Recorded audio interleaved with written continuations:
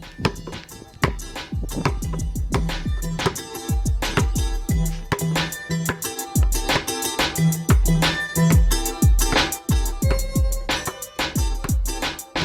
Hoop Heads Podcast is brought to you by Head Start Basketball. You have to have two elite skills. You have to have an elite skill that gets you on the floor, and you have to have an elite skill that keeps you on the floor. Ryan Pannone is the head coach of the New Orleans Pelicans G League affiliate, the Birmingham Squadron. Pannone has coached the team, formerly known as the Erie Bayhawks, since August of 2019.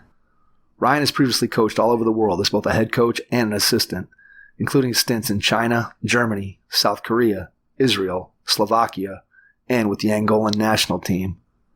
Pannone's early experiences as a coach included time in high school coaching as both an assistant and head coach at Oldsmar Christian School, as well as working as an intern with NBA player development coach David Thorpe in his early 20s to help prepare players for the NBA draft. Hey Hoopheads, I wanted to take a minute to shout out our partners and friends at Dr. Dish Basketball. Their Dr. Dish shooting machines are undoubtedly the most advanced and user-friendly machines on the market. Sign up now for their Virtual Camp 2.0 featuring 10 days of workouts with pro trainers from the Dr. Dish family. Learn more at drdishbasketball.com and follow their incredible content at Dr. Dish B-Ball on Twitter, Instagram, Facebook, and YouTube. Mention the Hoopheads podcast and save an extra $300 on the Dr. Dish Rebel, All-Star, and CT models. Visit drdishbasketball.com for details. That's a great deal, Hoopheads. Get your Dr. Dish shooting machine today. Hi, I'm Dan Krikorian. And I'm Patrick Carney. And we're Slapping Glass. And you're listening to the Hoopheads podcast. Prepare like the pros with the all-new Fast Draw and Fast Scout. Fast Draw has been the #1 play diagramming software for coaches for years. You'll quickly see why Fast Model Sports has the most compelling and intuitive basketball software out there. For a limited time, Fast Model is offering new subscribers 10% off Fast Draw and Fast Scout. Just use the code SAVE10 at checkout to grab your discount, and you'll be on your way to more efficient game prep and improved communication with your team. Fast Model also has new coaching content every week on its blog, plus play and drill diagrams on its play bank. Check out the links in the show notes for more. Fast Model Sports is the best in basketball. Listen, learn, and take some notes during this episode with Ryan Pannone, head coach of the New Orleans Pelicans NBA G League affiliate, the Birmingham Squadron. Hello and welcome to the Hoopheads podcast. It's Mike Klinzing here without my co-host Jason Sunkel this morning, but I am pleased to be joined by the head coach of the Birmingham Squadron of the G League, Ryan Pannone. Ryan, welcome to the Hoopheads pod. Thank you very much for having me. Absolutely excited to have you on, be able to dig into the diverse experiences that you've been able to have in the game of basketball throughout your career. Let's go back in time to when you were a kid. Tell us a little bit about your first experiences with the game of basketball and how you got introduced to it and what made you fall in love with it. I was introduced to it because of my stepfather at the time. Growing up, my father was very good at sports, and pretty much every sport he played, I tried to avoid playing. My father was a very talented athlete, and his way of coaching was through yelling. And as a result, I kind of quit or avoided playing all the sports that he played, and was kind of introduced to basketball from my stepfather. And so I learned to play through him, kind of fell in love with it, in the 6th grade, and began playing as much as I could and went throughout high school. And when I finished high school, I had some small college opportunities, but my high school coach at the time owned his own mortgage lending business and offered me an overpaying job at 18 years old. And I took that job and became his high school assistant coach. And from there became the high school head coach where I played at 20. And that was kind of how I started my coaching journey. As a player, when you were growing up, how are things different for you compared to like a kid comes up in the system today, let's say the American system? How was the way you approached the game and just the way you trained and played different to how things are today? Well, one mixtapes were popular at the time, and my goal is to be on an one mixtape. So I would say the way that I played and the way that I coach, I would kill myself as a player. It was totally different back then. There was no real player development. There were no individual trainers. If you wanted to work on your game, you went to the park and with your friend and took a bunch of shots. You didn't really know what you were working on. There wasn't as much individual instruction. And so I think the landscape of how youth players are worked with today has totally changed from 20 years ago. What in your mind, what are the positives and negatives of the two systems? Like you think about the system that you grew up in and the way that you developed as a player versus the system that we have today, where we do have all that ability for kids to work with trainers and we have the AAU system as opposed to going to the playground. Just what are your thoughts about the strengths and weaknesses in terms of how the end product of the type of players that are being produced? Well, I think for one, when you were younger, you used to go to the park and play, and there was going to be a difference in the physicality of, when you were playing with older people. And then in order to get on the court, right, like if you were taking shots that were bad shots, the older guys, as you were, trying to stay on the court in order to win, were going to yell at you, so you kind of had to figure out your place and your role as you were playing outdoor on the parks with older players, as opposed to now, a lot of players aren't really playing outdoors with older men. They're kind of playing in pickup games with guys more their age or guys within, a few years of their age. And, then I would say obviously today's players are far more skilled, with such an emphasis put on individual development. There's no question that the players today are becoming more and more skilled, and obviously we can see it at all levels of basketball. Yeah, there's no question that the skill level, when you think about, I always equate it to the average high school player, the back end of a high school roster. I think back to when I was playing, which is a long time ago now, but every team had 2, 3, 4 guys at the back end of the roster that were, maybe they were 2-sport athletes or 3-sport athletes. They weren't really basketball players. They maybe had a level of physicality, or you had the 6'2" football player that wasn't very skilled but go out and bang some people around. And those players are very few and far between, even at the high school level anymore.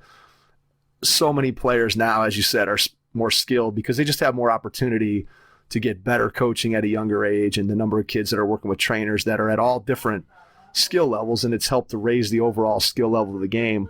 How do you see players from an IQ standpoint at the ages, like you're seeing a lot of guys in the G League that are obviously at the beginning stages of their professional career in a lot of cases. How do you work with, or how do you think about helping players to develop a better IQ? Well, I think that's a major problem within, our country. While our players are more skilled, their understanding of concepts and IQ to me is not where it should be compared to a lot of the international games, specifically more so in Europe. We spend all of this time, with our youth players working on individual skill, dribbling the basketball. And when the reality of it is that the game is predominantly played without the ball. And, I think so much of the game is being taught is ball dominant and not without the ball, and players learning conceptually how to play, but also an understanding of spacing and respacing. And if you look at most of the development of players at all levels in the individual development, 95% of it is with the ball in their hands, but more than 95% of the game is played for most players without the ball in their hands. In 2019, 2020, Russell Westbrook averaged 37 minutes per game. How many minutes per game do you think he had the ball in his hands?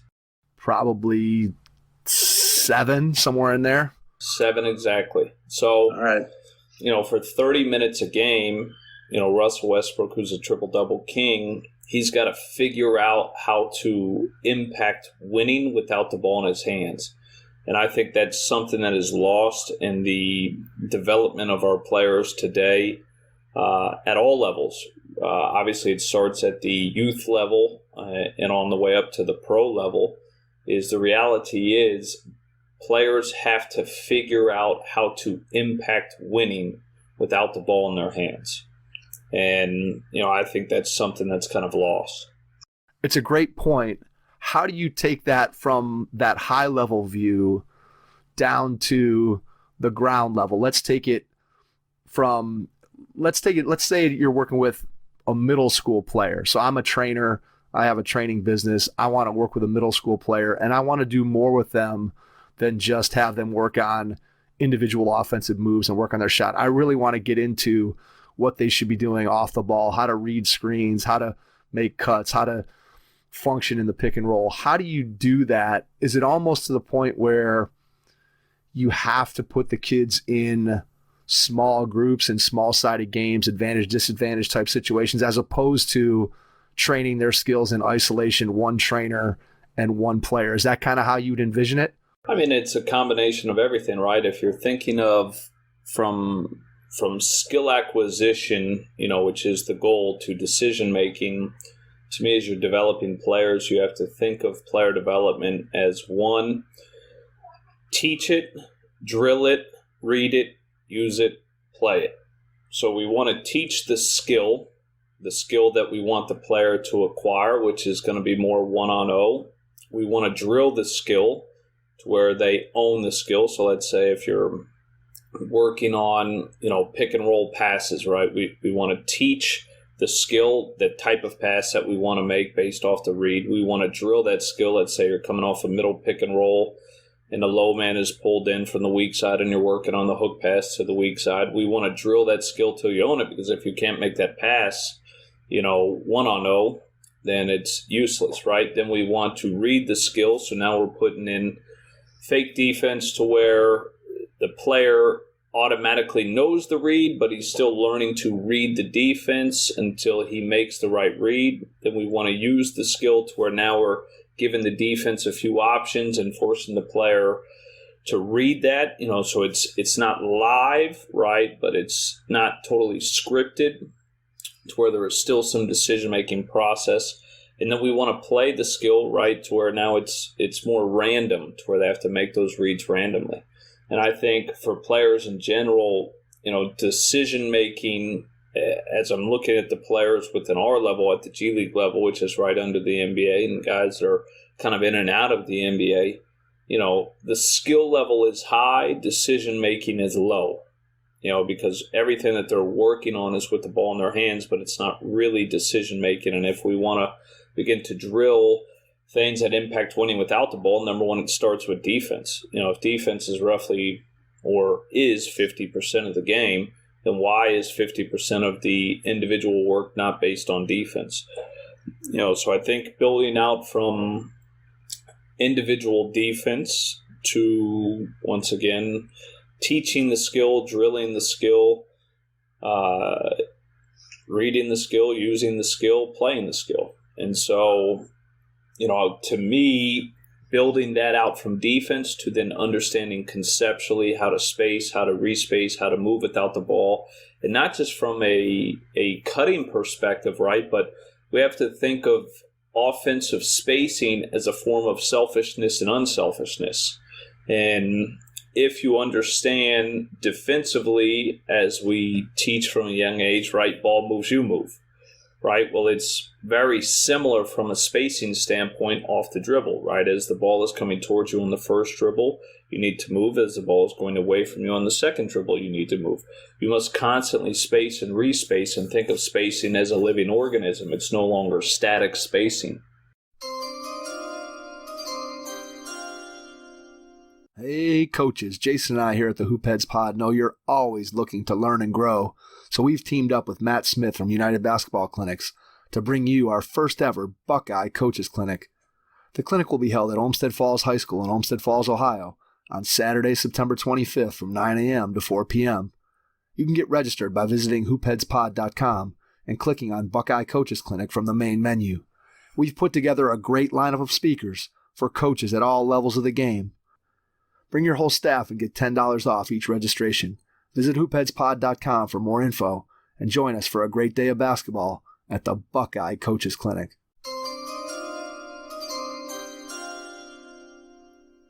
How do you get players to buy into that team concept when you're talking about individual development? Because as players come up through our youth basketball system today, they're doing exactly what we've just been describing earlier, where they're working on individual moves with the ball in their hand. That's the skill that they're working on. And now they're coming into a system, they're coming into a league where, hey, now, look, you're probably not going to be the guy with the ball in your hands for 7 minutes a game like Russell Westbrook. So you have to figure out how to impact the game in other ways. And yet it kind of goes against what the player has done for their entire career in terms of developing their skills. So what are those conversations like, or what does it look like as you're trying to get players to understand how developing those off-ball skills and that ability to decision make and read the game, both without the ball on offense and defensively, how do you get them to buy into that? Well, one, I think it's like everything that you start with, right? I mean, to me, as you're building a team, the foundation of your culture, right, is the character of your players. So, one, if you are acquiring players that are high character, hard workers, coachable, that truly want to be better, that have a like-minded mentality of pursuing becoming a better player, that's the start of it, right? Guys that are just, or players in general that are good people. Because then from there, everything becomes easier. If you have players that are low character or not good people, then it doesn't matter what you teach, right? They're going to have their own way. Two, then it's beginning to get them to understand basketball is not golf or tennis. It's not an individual sport. And so for them to learn to understand at the highest level, right, everyone is within a role, and that trickles down to every level. On every level of a team, there's a leading scorer, right? And every level of the team, that means that there's 10, 11, 14 guys that have to learn how to impact winning without the ball. And getting players to understand what they have to do to put themselves in position to be successful, and what the value is of impact winning and how we impact winning, and then the motive behind it. To me, everything comes down to intent. What is your intent on everything that you do? Is it selfish? Is it about me? Or is it unselfish? An example, cutting, right? If you cut to receive the ball, then you're selfish. If you're slowing down on your cutting to receive the ball, then you're selfish. You don't cut to receive the ball. A byproduct of cutting is receiving the ball. You're cutting in order to shift and distort the defense and to create an open shot for the team. A byproduct of that would be you may be the one with the open shot. You may be the one that receives the ball. And so I think trying to take players that are high character, people that care about other people, that care about others in our world, right, is important, and then being able to build out and get them to understand. And the reality of it is, it's a lack of information. Most players from a young age aren't really being taught this. So as a result, it's more ignorance than arrogance. That they don't know. So when you're trying to explain it to them, you're teaching them something that, okay, they've been told by different coaches, but they don't really understand it because it's been beat into their head from such a young age, from a youth age, with parents shouting in the stands, shoot it, shoot it, shoot it. I recently was asked to coach my best friend's son's team in a rec league game. He couldn't make it, and so I was asked to coach it. And, I get there, and then the game before that's happening, and every time their kid touches the ball, parents are yelling, shoot it, shoot it, shoot it. And so it is something that is beat into their head from a young age, the value of scoring, right? And, I think it's important that as players are being worked with from a youth level age, from their individual trainers, and not so much team coaches, right? Because team coaches are all trying to teach the unselfishness, but it's from the people that are surrounding them, from the individual trainers to their parents to everyone, of getting them to understand what the value is, and really at every level how you have to impact winning. And at the G League level, the G League level is basically the junior college of professional basketball, right? It's kind of the only league in the world that no one really wants to be in. Everyone wants to make more money. Everyone wants to be in the NBA or improve their value internationally. No one wants to play for $35,000. And as a result, you have to get guys to understand what the value is of winning. And so in the G League for the last 5 years, over 80% of call-ups that weren't by their own team. So oftentimes in the NBA, they'll kind of throw a bone to a player on their own G League team and give them a 10-day. For 80% of call-ups that were not with your own team, so another NBA team called a player up off your G League team that came off winning teams. Less than 10% of players that were top 15 in scoring for the last 5 years were able to earn an extended contract. So if you got called up because you were one of the top 15 leading scorers in the G League, less than 10% received a second 10-day or received a second contract. It makes a ton of sense when you consider that the purpose, what an NBA team is trying to do, right, is win games. And if you are calling up a player from the G League and you're calling up a player from a losing team, it would seem that you would want to bring in players that if they can't impact winning on their G League team, it seems highly unlikely that they're going to be able to impact winning on the NBA team. It just makes intuitive sense. How do you get players? This is what I think about when I think about a player being at that G League level and how good you have to be able to get that opportunity. And typically then those players have been players who have been stars. They're stars at the youth level. They've been stars in high school. They probably were a star in college. And yet, if they make it to the NBA, more than likely, the reason why they're going to get there is because they excel or are elite at something that an NBA team needs. It's not likely they're going to jump from the G League and become Russell Westbrook and have the ball in their hands in the NBA. So how do you relay that to players, and how does that tie into the individual skill development that you do within your team concept? In other words, let's say you have a player that you see that their strength is whatever, they're a big that's really strong in the pick and roll, and they can set the screen and get places and move, and that's their elite skill. So how do you double down on that or get the player to see that, look, if you can just really excel at this, that's going to maybe get you a role and get you an opportunity in the NBA, versus the player who thinks I can still end up being a star? In other words, how realistic are the players that you're coaching on a day-to-day basis? And then how do you help them to maximize the things they're good at to possibly get them an opportunity to either go to the NBA or, as you said, go over to Europe and make more money? Well, one, I think it reverts back to everything. Reverts back to the character of the player. If there's one thing I've learned, over coaching in the G League, this is going into year 18 for me. If you have low character players or players that are self-absorbed, it doesn't really matter. It doesn't matter how good of a coach you are. It doesn't matter how you try to deliver the message, because everything that they do is going to be about them.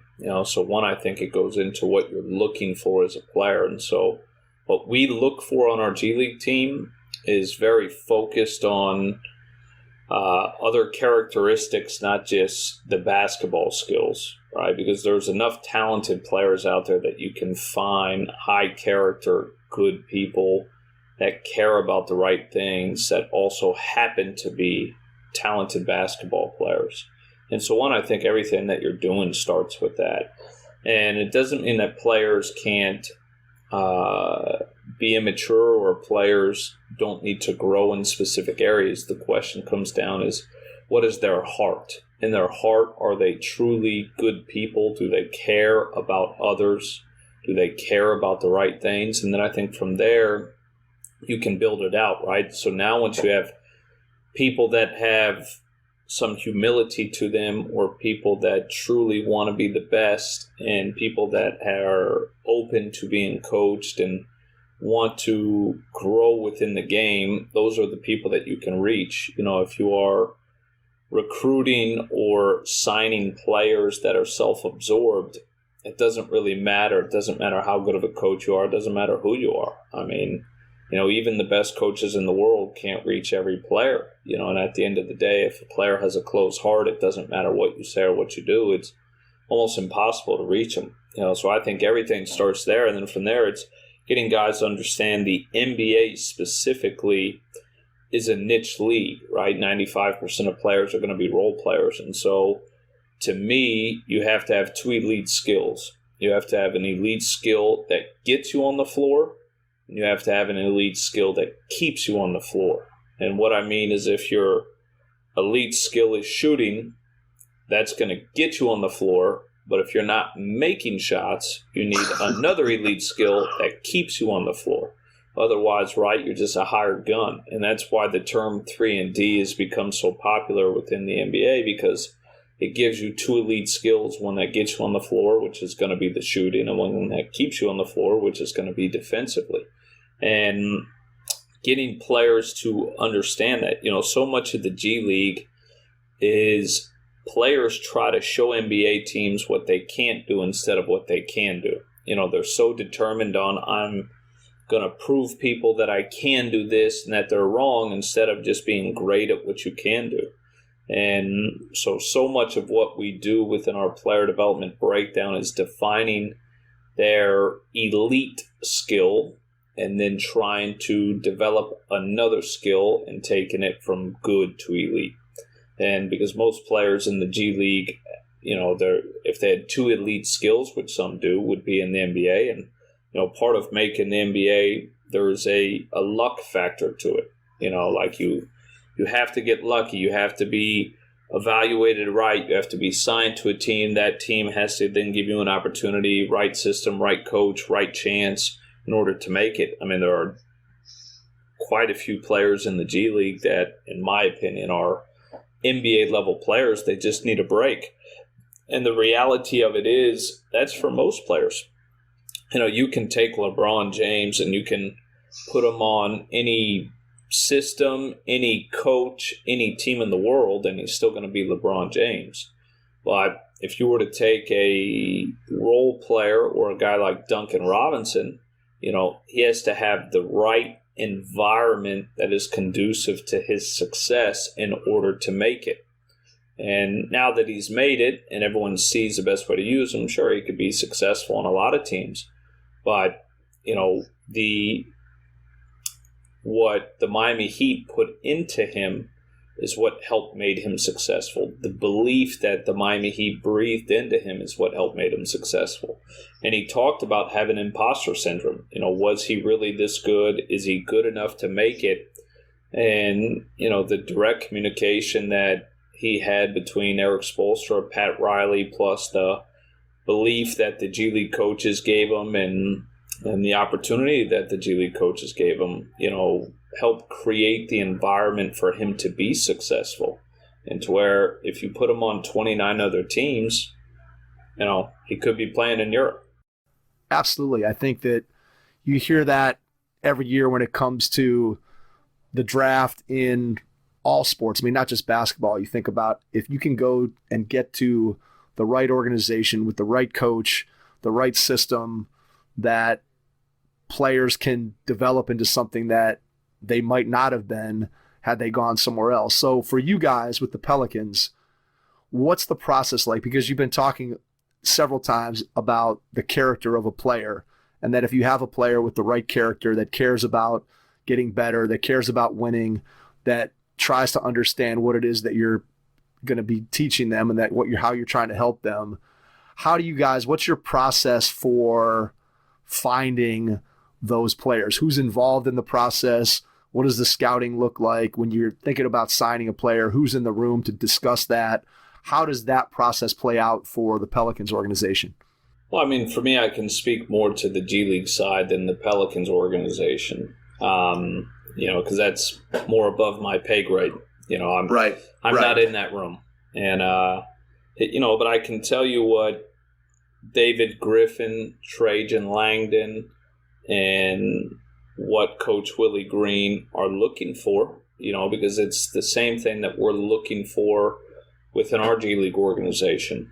And, number one, what we want to know is, do you love the game? And it seems strange, but a lot of players don't really love basketball. They love playing basketball. They love what comes with basketball, but they don't actually love basketball.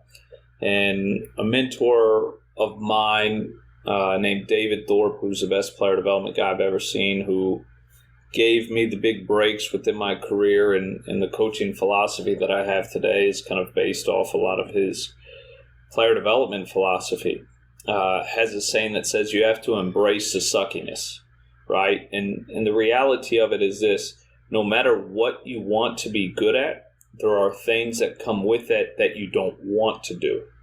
But if you embrace the suckiness, it's going to allow you to be successful. I'm not sure if you're much of a movie watcher, right? But, there's a very famous line in a movie, where Jennifer Aniston tells Vince Vaughn, I want you to want to do the dishes. And Vince Vaughn responds with, why would I want to do the dishes? And it's a great point. And if you think of in marriage, if you want to be successful, right, if there's all kinds of things that you have to do within your marriage, on whether as a husband or wife or with your spouse, that you have to embrace in order to be successful. And you have to not just do it, you have to do it with a good attitude, and you have to do it well. And I'm not sure what you can be successful at if you don't embrace the suckiness. And so, number one for us is players that love the game. And that means if you love the game, you have to embrace the things that come with it. You have to embrace practice, embrace the scouting report, embrace the preparation. Maybe things that you don't want to do, and that's fine, but how do you handle what you don't want to do? Two, what are they like as a person? Do they have a good heart? Are they a good person? Do they care about others?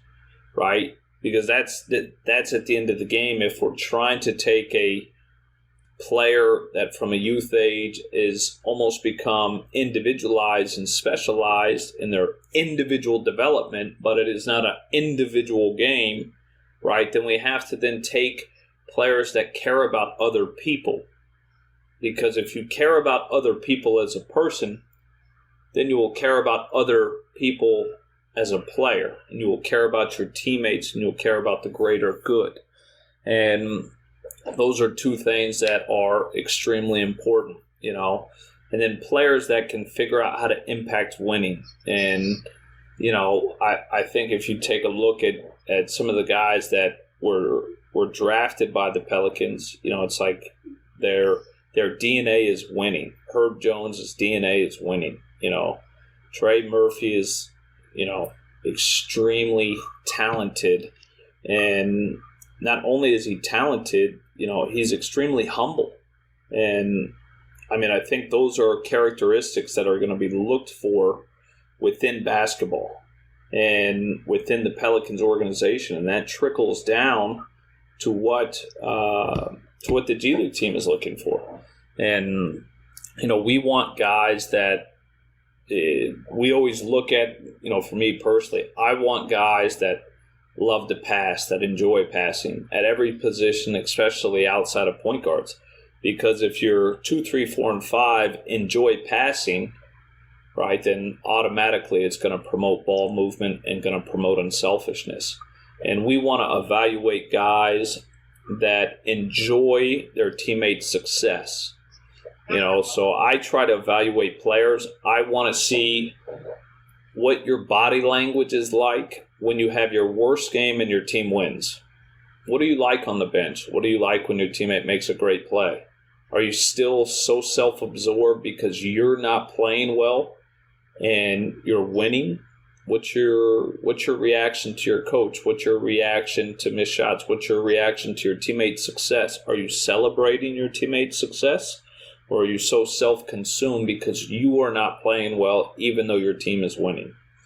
And those are kind of the characteristics that we're going to look for, because if the reality is, right, if you're building an organization based off culture and you have one guy that is extremely self-absorbed, that can break or dilute your culture. How do you evaluate those things that you're looking for? In other words, when you talk about a player who loves the game and when you're looking for, are you doing that in person? Are you doing that through talking to the player? Are you doing that through research by talking to players' former coaches? What's the process like to determine who fits those characteristics? Everything that you can. Obviously with COVID, it's a little bit different, but, within the Pelicans organization in general, we have really good scouts that are evaluating more than you as a player. That they're evaluating those pieces of you.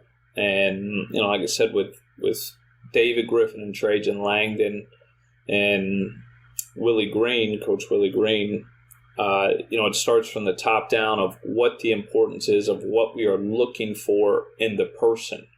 And, it's obvious what, you may look for in a player, but I think obviously who you are as a person can define the success of who you will become as a player.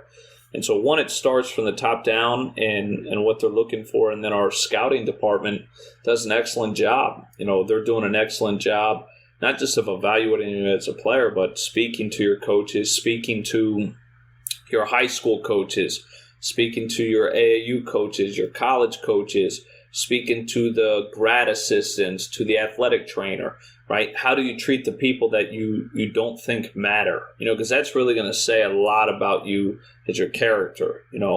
How do you treat the people that you don't think matter, that can't really help you? And those are people that our scouting department is communicating with, and they're building the relationships. What do the coaches around the league say? Because the reality is that the coaches around your league are going to have a pretty good feel for the player as a person, because a lot of them would have recruited them, and a lot of them are going to hear the rumors of what's going on, and a lot of them are going to be evaluating that body language throughout the game. And then obviously trying to see them in practice format and individual work and what it's like in those areas, and evaluating them in person and on film of what their body language is like in the game. Being around Coach Green at Summer League, one thing that he talks about every day is just being thankful. Being thankful for the opportunities that we have, being thankful for the people that are around us and what we're given. And thankfulness is a big part, I believe, in our evaluation of what we want.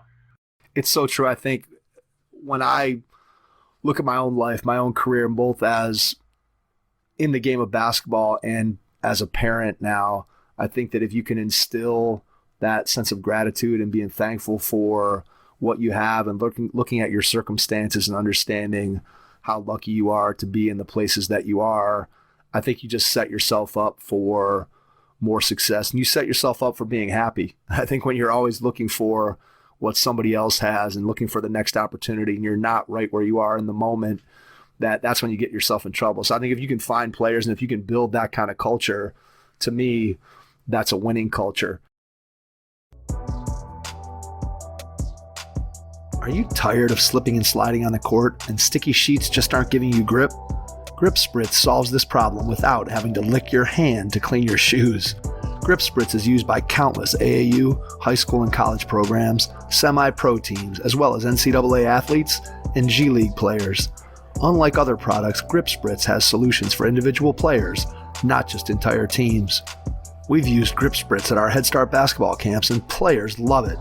To keep you and your team from slipping and sliding, visit gripspritz.net to learn more.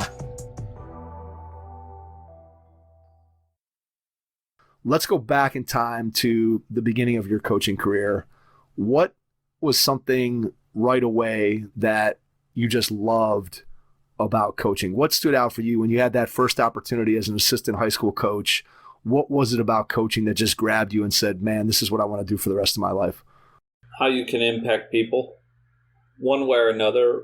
Like I was pretty determined from a young age that I always kind of had a passion for player development and for working with players. So that's, one, I thought I could really be in the gym all the time with our guys, work with our guys, help get them better. But I also wanted them to go to college. I wanted them to have the opportunity. So impacting people and impacting their lives. And one thing I did as a high school assistant and as a head coach is I went through and built email databases of every Division I, Division II, Division III, NAI, and junior college in the country, from head coach to assistants and director of basketball operations. And then I made sure all of our games were filmed.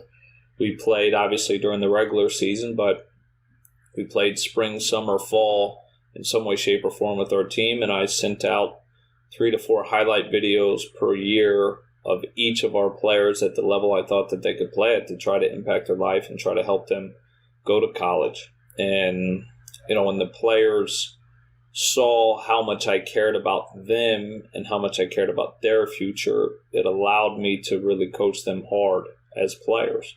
And, from that kind of developed my philosophy of the more you invest and love the person, the harder you can coach the player.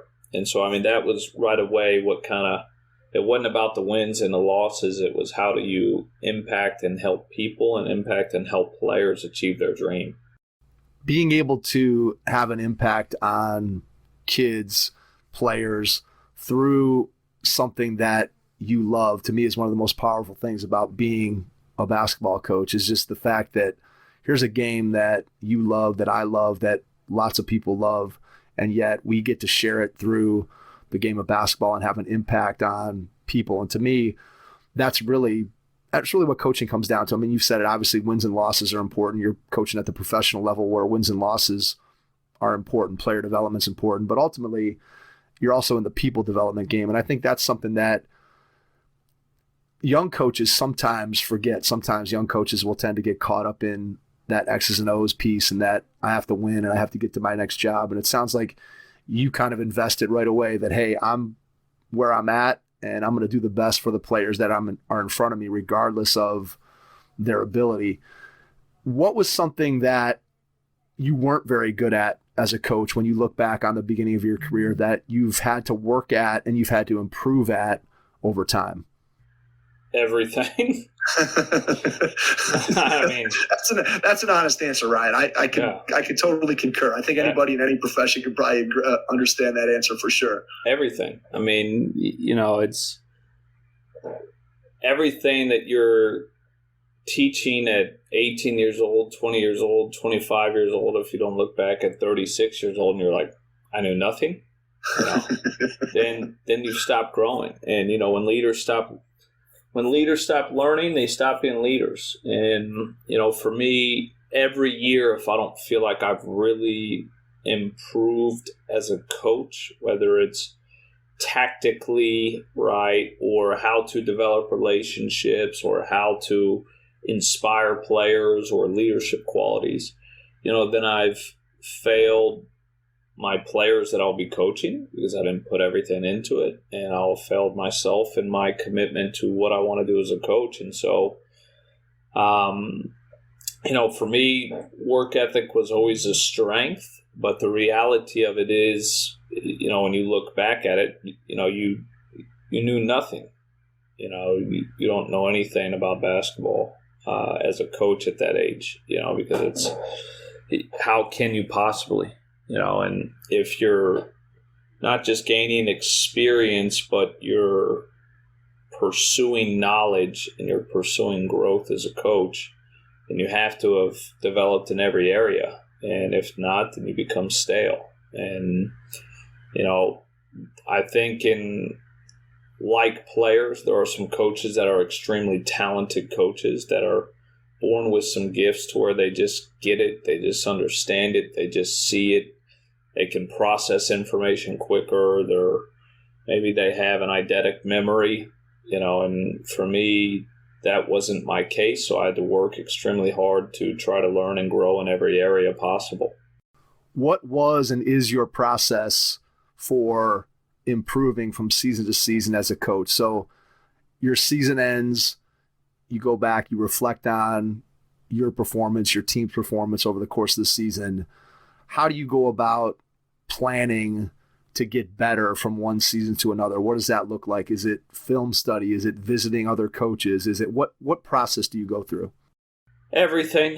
I truly try to pursue everything. One, it starts with self-reflection, honest assessment of self-reflection of where I have to get better, where I have to grow.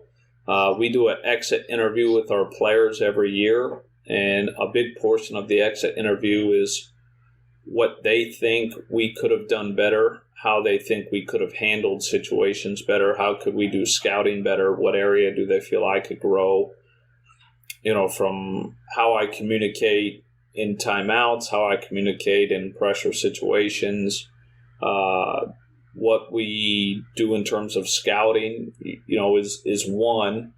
And then two, I think being able to really chase and pursue knowledge. I mean, I try to go to practices. I try to watch practices online. I try to watch clinics online. When I was younger, I used to watch a clinic a day and take notes and chop it up. I don't do that as much anymore, but I do watch film every day, and I'm studying each clip for offensive and defensive purposes, whether it's skill work, concepts, playbook, and tracking and organizing that. And then it's communicating with other coaches. We're just out at Summer League, and at Summer League in Vegas, same thing. I try to think of how can I gain an edge over all of the competitors. And so I spend the mornings meeting with coaches because it's kind of an access that you have where hundreds of coaches are in one place. I try to spend each morning meeting with coaches and going over offensive concepts, defensive concepts, player development, leadership, communication, and same thing at night. I don't drink, I don't go out, I don't party. I try to take advantage of being in Las Vegas at that time. So I try to get any growth possible, podcasts, video, everything that I can do to pursue knowledge. Do you have one or two mentors in the coaching profession that you rely upon, that you reach out to when things are going really well or when things maybe haven't gone the way you hoped? Is there somebody who fills that role for you? Absolutely. I think every coach has got to surround themselves with, one, people that are smarter than them, and then two, people that will be honest with them. And I think that's, most people don't want to hear criticism. Most people don't want someone to be honest with them. They want to be told what they want to hear. And I've been very fortunate from a young age as a coach that different people have mentored me, and different people have been willing to help me, and different people have been willing to tell me the truth. They've sat me down and said, hey, you're arrogant. You've accomplished nothing. You need to humble yourself. I've been around coaches that will tell me, hey, you need to change the way you dress. You need to change the way, you want to be seen as professional, dress professional. So I've been fortunate from a very young age, and even now, that I surround myself with people that are much smarter than me and care about me enough to tell me the truth. I think that most coaches have people that they can go to that help them to crystallize their decision-making process and help them to forge what their offensive and defensive philosophies are going to be, how they want to build their team. I think about what you talked about earlier in the podcast with how important the quality of the person is. Forget about the quality of the player, but how important the quality of the person is and how that just trickles down and impacts your entire culture. How long into your career were you before you developed your philosophy? And that could be your philosophy in terms of culture, your offensive, defensive system. But how far into it were you before you felt confident that you were on the right path? And obviously the game is evolving and changing. And so it's not like you developed a philosophy and now it's set in cement. But at what point in your career did you feel confident that what you were doing had your team and your players and yourself on the right track, if that question makes sense? Probably 22. We built, in terms of work ethic, ideal philosophy, culture, player development, sending guys to college. At 22, I think I had a pretty good grasp now of what was right and what can work. My actual understanding of basketball was not very high, but how we wanted to defend, what was important in defending, what was important in offense, what was important in building relationships with players. I think the general spectrum of it was good, and I've built upon that every year. Of course, my philosophy at 22 years old was not the same at 25, which wasn't the same at 30, and is not the same at 36. My philosophy is continuously adapting and evolving with what that I learn. But in terms of when I knew I was on the right track, probably 22 years old, and not in a. We were very successful. We were doing things that not many other teams were doing and how we wanted to build. And I was smart enough to try to model a lot of things that I did after Kevin Sutton at Montverde Academy. And Kevin Sutton built Montverde Academy from a team that went 0-30 before he took over to 30-0 after 3 years, and turned Montverde Academy to what it is today. And, he also had begun to build the program at Montrose Christian where Stu Vetter took over. And, everything, I was fortunate that him as a young coach, along with Stan Jones at Florida State and David Thorpe, took me in and mentored me. And I was smart enough to try to copy and replicate things that they were doing that made them successful. And naturally, all of that has continuously evolved. But, I think the way that we did things, I was speaking with a coach at Summer League. Some of my defensive philosophy at 22 I still use today. And I don't understand why some of those concepts aren't being used in other places. And it's naturally different things that I figured out on my own. A lot of it I copy and stole and tweaked and evolved from many other coaches, which is probably what I'm best at, is stealing, evolving, and tweaking. That's the lifeblood of a coach, right?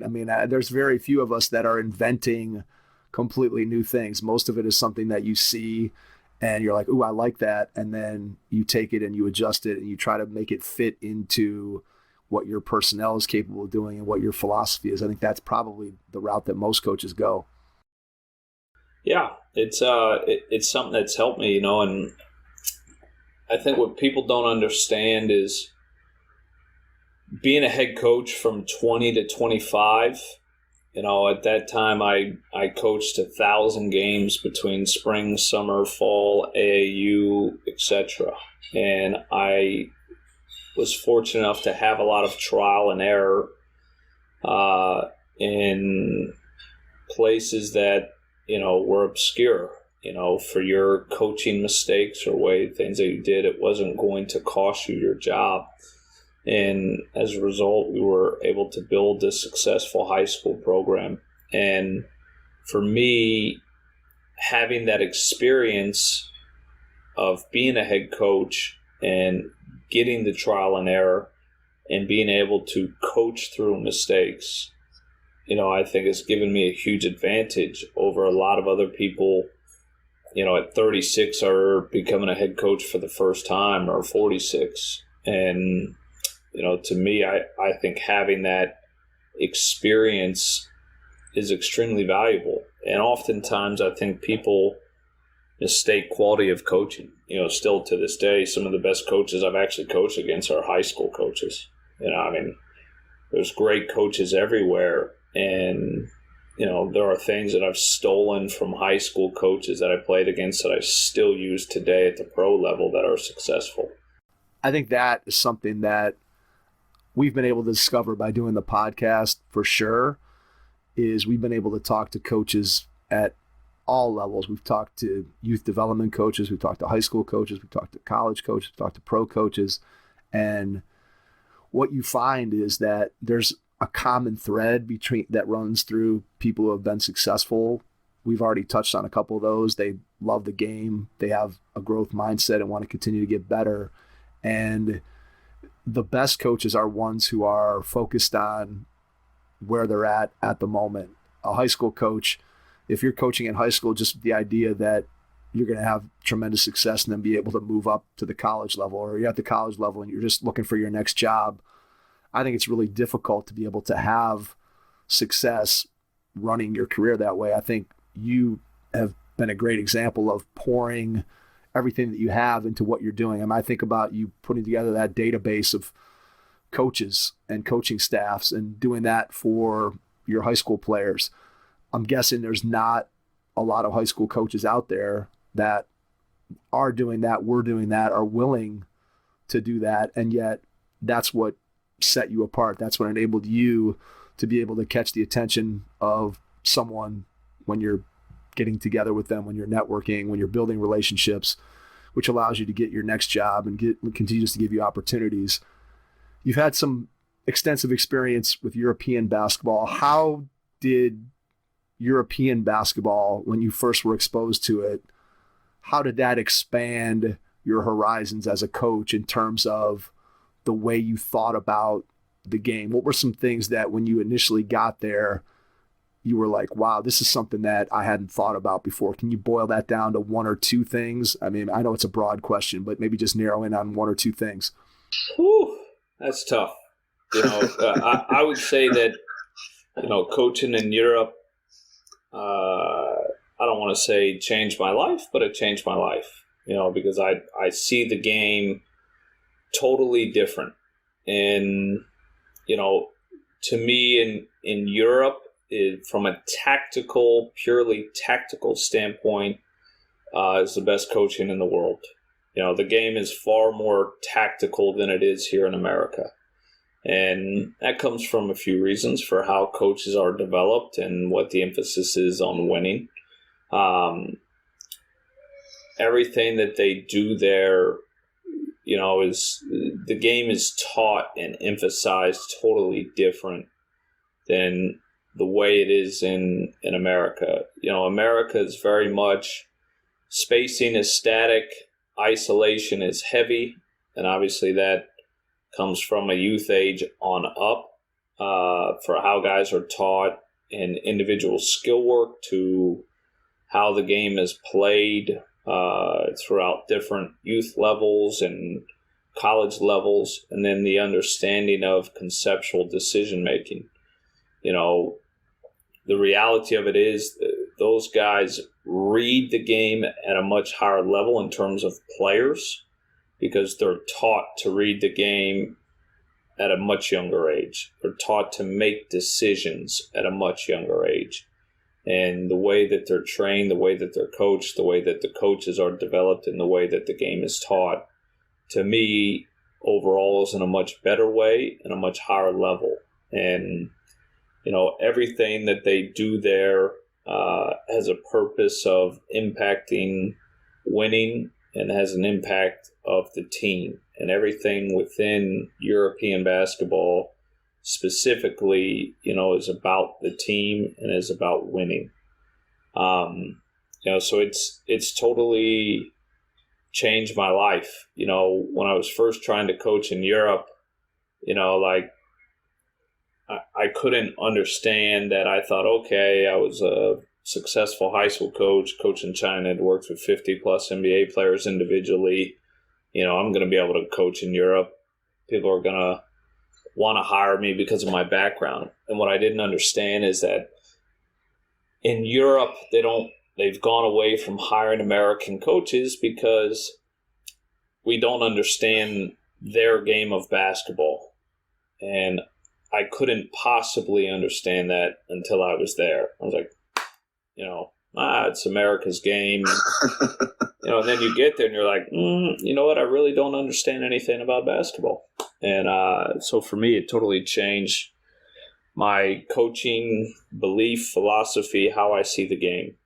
All right. So I want to ask you one thing that you just mentioned, and we've talked a lot about how we develop players and how we can improve that system. And you mentioned that the way that Europe develops coaches is different. So just briefly, if you could wave that magic wand and improve the way we develop coaches in the United States, what does that look like? What's the ideal system for developing good coaches at all levels? How do we do that?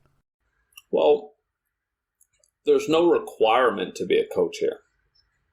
The reality of it is, tomorrow, if you got a head NBA coaching job or a head college coaching job, you can hire your mailman.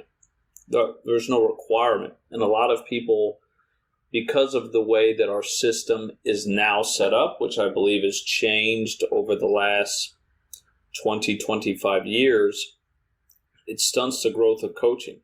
Here, if you're going to become a coach, there's a few routes. One, you're going to be a manager in college, then you're going to be a GA in college, then you're going to be a video guy in college, then a director of basketball operations in college, then you're going to be an assistant coach in college, and then you're going to become a head coach in college. And by the time you become a head coach in college, you've never actually coached before. It's so true.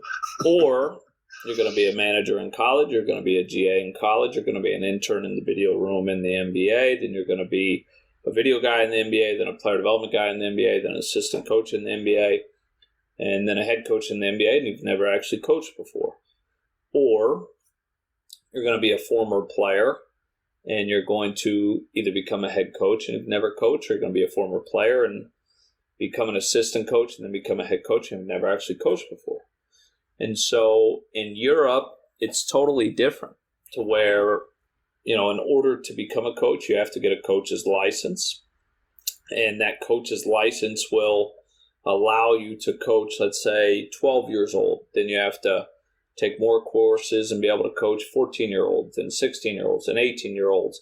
Then you get to be a professional assistant coach. But when you're a lot of times a professional assistant coach, you're also still coaching an under-18 team or under-21 team, depending on the country or level that you're at. Obviously, at the higher levels, if you're in a EuroLeague, Euro Cup, or what the budget of a team is, you'll just be a full-time assistant. But even as a full-time assistant, you've been a head coach before. And then when you become a professional head coach, while it may be the first time you've become a professional head coach, it's not the first time that you've been a head coach, right? You've had to run an organized practice. You've had to deal with guys that aren't getting enough shots. They're not getting enough minutes. You've had to deal with conflict within the locker room. You've had to deal with selfishness. You've had to figure out what your culture is. You've had to figure out how to build culture. You've figured out what your offensive philosophy is, what your defensive philosophy is. And here in America, it's not, you're not grown as a coach that way. And to me, I think it stunts the growth. And it doesn't mean that we don't have smart coaches. We have very, very smart coaches, right? There's no monopoly on the game, from country to race to gender to former player, non-former player. No one has a monopoly on the game. But the reality of it is, I don't think there's any head coach that when they became a head coach for the first time, regardless of the level, college, NBA, high school, youth level, after 5 years of being a head coach, looks back and say, yep, I was better when I first started. Or, yep, I'm as good as I was when I first started. The reality is you can gain so many different experiences from being a head coach at a younger level. So when you ask me, when did I have it figured out? At 22 years old, I had an offensive philosophy. I had a defensive philosophy. I had a player development philosophy. Now, it might not have been any good, but if you were to ask me what was my offensive philosophy, I could respond to the question, and you may hear it and think, no, that's not very good. But you would also hear it and think, he at least has a philosophy. And so, as I spent a lot of time talking with, young coaches just in Las Vegas at Summer League, coaches that are 30 years old, if I ask them, what's your offensive philosophy? They couldn't answer. What's your defensive philosophy? They couldn't really answer. Oh, I'll send it to you. Like, So I mean, and it's not a knock on them. It's not their fault. They've just never been put in position to do it. And in Europe, you have to be a head coach of 12 years old and 14-year-olds and 16-year-olds. And so you get to develop and identify those philosophies. And, I don't want a philosophy that's regurgitated of what the head coach of the team is that you worked for. What's your philosophy? Because my philosophy may be different. Doesn't mean that I don't steal and take from each head coach that I worked for, because for sure I do. They were all very, very smart, very successful. So I steal and take from everyone. But I take that and I mold my own philosophy. And, here, it's totally different.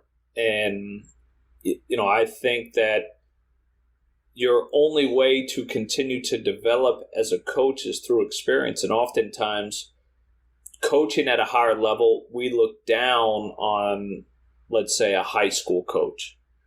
And the reality of it is, a high school coach that's been coaching for 10 years, you put a board in his hand in pressure situations, it's not his first time doing it. And it's not at the, he's not getting paid $1 million, but at the end of the day, being prepared through experience in those pressure situations and how you're going to be prepared and the mistakes that you make and you're able to learn and grow from those mistakes are huge. I mean, a high school coach that's been a head coach for 10 years has had multiple end-of-game pressure decisions that he has messed up, that he has made the mistake of, and is able to learn and grow from that and say, okay, this was my mistake here. How do I do it better next time? Okay, I messed this up here. How do I do it better next time? To where if you're getting your first head coaching job, at a very, very high level where all of the lights are on you and the pressure situation is still the same, you may not be able to coach through those mistakes, because the reality of the coaching profession and the higher level you give up, right, the stability is less and less. And so I think that is, something that I would change in America for sure. It makes a ton of sense. The stakes are so much higher when you're a head coach. And I don't care if that's at the high school level or that's at the pro level. I'll give you an example from my own experiences. So I started out after I graduated from college, and I was a JV head coach for 2 seasons. And I had quite a bit of autonomy, and I made tons of mistakes, and I was a terrible coach at that point. But to your point, I got some reps trying to figure out what is it that I believe? How do I substitute? I'm the person that has to draw up the last second inbounds play to try to get us a game-winning shot. And then I left that job when I got a full-time teaching position. I became a varsity assistant coach at the high school level, and I probably did that for 8 or 9 years before I ended up going back for 1 season to be a JV head coach again. And when I went from being an assistant coach back to being a head coach, that was a huge transition for me. Like, it was difficult to go from being the assistant where I'm sitting on the bench and I'm keeping track of timeouts during the game and I'm keeping track of simple things, to all of a sudden I'm the guy back standing up having to make decisions, and ultimately those wins and losses, and we're talking about a JV high school basketball game, but all of a sudden those wins and losses were back on me. and it's a completely different experience. And I couldn't imagine going from being an assistant coach my entire career to suddenly I'm the head coach of a college program, let's say. To me, that transition would be incredibly difficult. So I think it's a great point that you make about the European system, that if you had head coaching experience at the lower levels and you continue to have that experience even while you're serving as an assistant at a higher level, ultimately you're ending up with a coach that's more prepared to have success. Ryan, this has been great. I want to ask you one more question before we wrap up. It's a two-parter. What is the biggest challenge that you see ahead in the next year or two for you in your career? And then number two, what is the biggest joy that you get every day when you wake up in the morning from doing what you do on a daily basis? Biggest challenge ahead, I think, is to continue to evolve, adapt, and develop as a coach to the continuous evolving of our players. How we reach our players today is different than how we reach our players from 10 years ago. And the reality of it is we have to continue to be able to connect and reach with them. I spent a lot of time at Summer League, learning our new terminology from Coach Green and watching the players that we'll have with us at times during the G League. But I spent a lot of time watching him and his demeanor, his coaching demeanor, his coaching body language, the way that he communicates with the players, the way that he interacts with the players, the way that he works with the players is at the highest of high levels. It's extremely impressive, and his ability to remain calm in tough situations, I think, really helped us win a lot of games at Summer League. And so I think is the way that social media is evolving, the way that technology is evolving, changes the ways that we have to continue to interact with players. And so for me, I think it's just continuing to be as focused on that as I am focused on the tactical and technical side of basketball, because you really have to, everyone talks about it, you really have to be able to reach your players. Now, I think people undervalue X's and O's, like you hear it all the time. It's like, everyone knows X's and O's. And it's like, no, they don't. But you also have to be able to connect with your players. I think as a coach, you have to be well developed, because if you connect really well with your players, but you don't understand the game tactically, the connection with them for players that really want to win is going to die out, right? Because you're no longer putting them in position to be successful and to win games. And if you're really good tactically, but you can't relate or connect to your players, then they're not going to listen to what you're saying. And, so continuing to learn how to build relationships and how to best coach our players, how to best get them to want to digest the information from the scouting report, how to best remember our play calls, our defensive system, how to best build relationships with them that are authentic and are not from a selfish standpoint where the player feels like they're being used, is most important. And the joy that wakes me up every day, I'd have to say it's changed. It's definitely my kids. I love basketball, but, you wake up and, my son is, "Daddy, you want a big battle with me?" I'll be Flash, you be stuff. Zoom. That's what makes me happy. I love chasing knowledge. I love trying to get better. I love the challenge and the competitiveness of trying to be the best that I can be and be successful. But what really makes me up and to be happy is to be a father to my son and my daughter, and to be a husband. That's like the most exciting part of the day. Absolutely. There's nothing better than being a parent. Anyone who is a parent understands that. Anyone who is not, I think it's really difficult to understand how important your kids become to you once they're born and how it sort of makes you subservient to what they need, and it changes your perspective. And so I think that's a great answer. Before we get out, Ryan, can you share how people can get in touch with you? How can they reach out to you, find out more about you, whether you share social media, email, whatever you feel comfortable, and then I'll jump back in and wrap things up. Can share everything. Email is Ryan Pannone, RyanPannone @gmail.com. Phone number 727-251-4525. Social media is @Ryan Pannone. There you go. So if you'd like to reach out to Ryan, his door is open. I can't thank you enough for taking the time out of your schedule this morning to join us.